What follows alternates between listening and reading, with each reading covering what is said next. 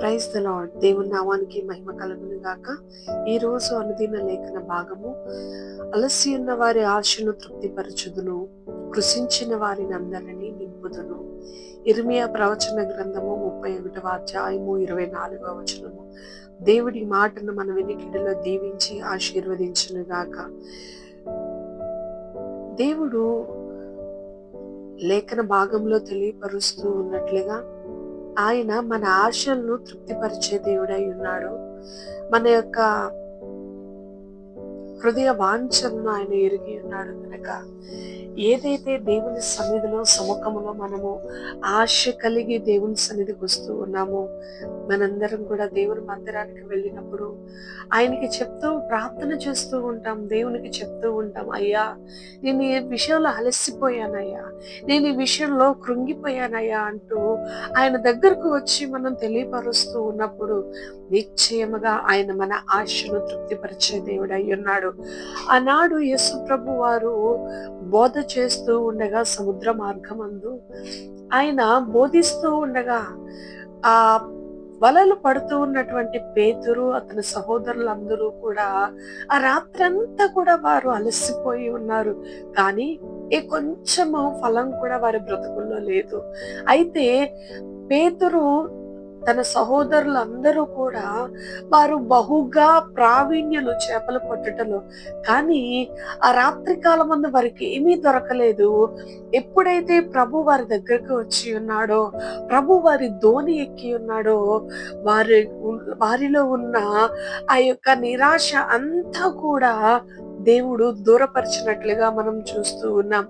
దేవుని యొక్క మాటకు, దేవుని యొక్క సన్నిధికి వచ్చిన మనము ఎంతగా ఆయనకి మన యొక్క ఇబ్బందిని, ఇరుకును దేవునికి తెలియపరుస్తూ ఉన్నామో, ఈ విషయంలో వివాహ విషయంలో అలసిపోయానయ్యా, అప్పుల విషయంలో అలసిపోయానయ్యా, ఈ నిందలకు అలసిపోయానయ్యా అంటూ దేవునికి మన బాధను తెలియపరుస్తూ ఉంటామో, నిశ్చయముగా ఆయన మనల్ని తృప్తిపరిచే దేవుడై ఉన్నాడు, కృపలతో నింపే దేవుడై ఉన్నాడు. మనం దేవునికి చెప్పకుండా మనుషులకి అనేక మందికి చెప్తూ ఉంటాము, అయ్యో ఈ పరిస్థితులు నలిగిపోతూ ఉన్నాను, ఈ పరిస్థితుల్లో నాకు సహాయం చేసేవారు ఎవ్వరూ లేరు అంటూ మనుషుల దగ్గర మనం బాధపడుతూ ఉంటాము. కానీ ఎప్పుడైతే ప్రభు మాటను వింటూ ఉన్నామో, ప్రభు యొక్క పాదముల దగ్గరికి వస్తూ ఉంటామో, ఆయన మనలో ఉన్న బాధను ఆయన తొలగించేవాడిగా ఉన్నాడు. కొన్ని సార్లు మనం ఆయన పాదముల దగ్గర మనము చెప్పకనే, మన మాట ఆయన సన్నిధికి, ఆయన చెవికి చేరక ముందే ఆయన మనకు జవాబునిచ్చే దేవుడై ఉన్నాడు. ఈ పేతురు కూడా ప్రభువారు కొండ మీద నుండి ఆ సముద్రపు దగ్గరలో బోధిస్తూ ఉండగా ఆయన చెప్పుచూ ఉన్న మాటలను వింటూ తన వలలు బాగు చేసుకుంటూ ఉన్నాడు. వింటూ ఉన్న ఆ మాటలను బట్టి విశ్వాసమును పురుకొల్పుకుంటూ ప్రభు అంటూ ఉన్నాడు, నువ్వు మరలా వల వెయ్యి అంటూ ఉన్నప్పుడు, అయ్యా నేను రాత్రంతా ప్రయాసపడ్డాను, కానీ నాకేమీ దొరకలేదయ్యా, నేను అలసిపోయి ఉన్నానయ్యా, శరీరం ఎంతగానో బలహీనంగా ఉందయ్యా అంటూ తన యొక్క అవిధేయతను దేవుని పాదముల దగ్గర పెడుతూ ఉన్నారు. నేటి దినాల్లో మన పరిస్థితి ఏదైనా, మన స్థితిగతులు ఏదైనా కూడా ప్రభు ముందు పెట్టడానికి సిగ్గుపడుతూ ఉన్నాము. నీ మంచిగానే చేస్తాను అన్ని, నేను నా పరిస్థితి అంతా బాగానే ఉంది, ఆయనకి తెలీదా అన్ని అని దేవునికి తెలియపరచటకు కూడా నామోషిగా ఫీల్ అవుతూ ఉంటారు చాలా మంది.